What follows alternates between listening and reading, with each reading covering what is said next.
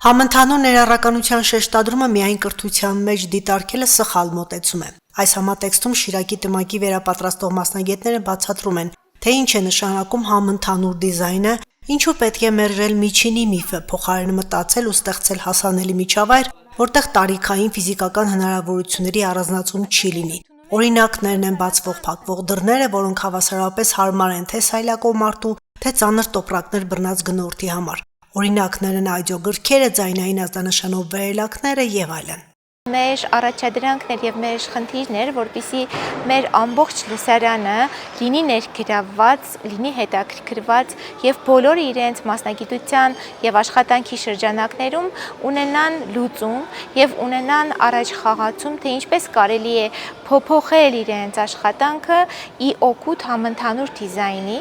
Բայց մեր իրականությունում եւ ապրած տեղում բոլորի համար հասանելիություն ապահովված չէ։ Մաչելիություն ասելով հասկանում ենք միայն թեքահարթակներ, որոնք շատ տեղերում կառուցված են խախտումներով։ 1991 թվականին ընդունվել եմ Երևանի պետական համալսարան, ժուրնալիստիկայի բաժին։ Այն տարիների համեմատությամբ, եթե անկեղծ լինեմ, որոշակի ծրագրեր ու ծառայություններ իրականացվել են, բայց մեծ հաշվով շատ բան չի փոխվել։ Վահանի հետ նույն կուրսում էինք սովորում, այդ թվերին ինձ համար անսովոր, անհավատալի բան էր տեսնել տեսողական խնդիրներ ունեցող մարդու հավասար պայմաններով բարձրագույն կրթություն ստանալով, երբ ներառական կրթության ուղղված ծրագրերի ծառայությունների մասին գաղափար անգամ չունեինք։ Միջավայրի հասանելիության մասով Վահանն ասում է շատ բան չի փոխվել, բայց նրա համար մարդկային վերաբերմունքն ամեն ինչից վեր է։ Մարդկային վերաբերմունքի առումով ես տարբերություն չեմ տեսել նույնիսկ այն ժամանակ 90-ական թվականներին, որովհետև եթե չէր խոսվում ներառականության մասին, բայց մարդկանց մտածողությունը ամեն դեպքում առողջ մտածողությունը այնպիսին էր, որ պատրաստ էին օգնել հաշմանդամություն ունեցող անձին ինչով կարող են։ Ես դա զգացել եմ ու շատ երախտապարտ եմ իմ կուրսընկերներին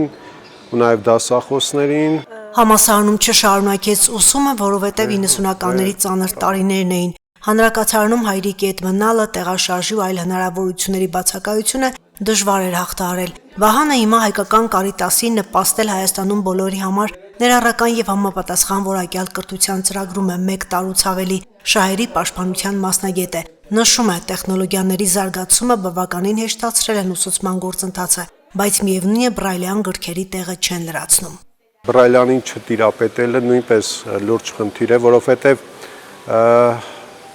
հանրակրթական դպրոցներում չկա այդ հնարավորությունը, որ ուսուցիչները սովորեցնեն բրայլյան, իրենք էլ չեն տիրապետում, նույնիսկ տմակի աշխատողները չունեն այդ հնարավորությունը ու նաև այս բացը կա, տեխնիկական միջոցներով ինչքան էլ փորձեն այդ ուսումը կազմակերպել, ամեն դեպքում գրելը, ձեռքով գրելը կամ տեքստեր կան, որոնց վրա ասենք ձեռքով աշխատանք է պահանջվում, դա չի ծածկում այդ բացը։ Հետո խոսքը շարունակում է ներառականությունը մարդասիրական գաղափար է, բայց անպատրաստ ձևով է արվում։ Դրա համար ստեղծում է հակազդեցություն։ Զգայուն թեմաների շուրջ երկօրյա քննարկումների առանցքում էր հասարակության վերաբերմունքը, թե ինչ բառապաշար ենք օգտագործում, որ հեռու մնանք պիտակավորումից, իսկ բառերը կարող են կարծրատիպեր փոխել։ Կարևոր է, թե ինչ տերմիններ են կիրառում հաշմանդամություն ունեցող անձանց հետ հաղորդակցվելիս։ Մենք նաև խոսեցինք էթիկայի մասին, թե հարցազրույց վերցնելու ժամանակ ինչ էթիկական կանոններ պետք է հաշվի առնենք, որպեսզի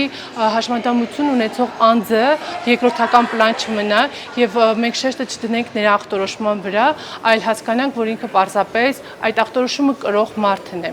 եւ զերծ մնանք ավելորդ օրինակ խղճահարությունից եւ հերոսացումից։ Ծաղկաձորում անցկացված երկօրյա աշխատարանը բազմաշերտ լսարանի համար էր։ Խմբերում լրագրողներ էին, բլոգերությամբ զբաղվողներ, դերասաններ, կամավորներ, ուսանողներ, ոլորտի մասնագետներ, որոնք թեմաները վարժանքների միջոցով դիտարկեցին, հայտնվելով զգայունության իրավիճակներում, թե յուրաքանչյուրն իր մասնագիտության մեջ ինչպես կարտահայտի։ Սա ենթադրում է համագործակցության շրջանակ քննարկման մասնակիցների միջև։ Իսկ կենտրոնացում ու լիցքեր տվող վարժանքը հանդիպման վերջին դարձյալ ներառման սահմաններ չճանաչելու օրինակ էր։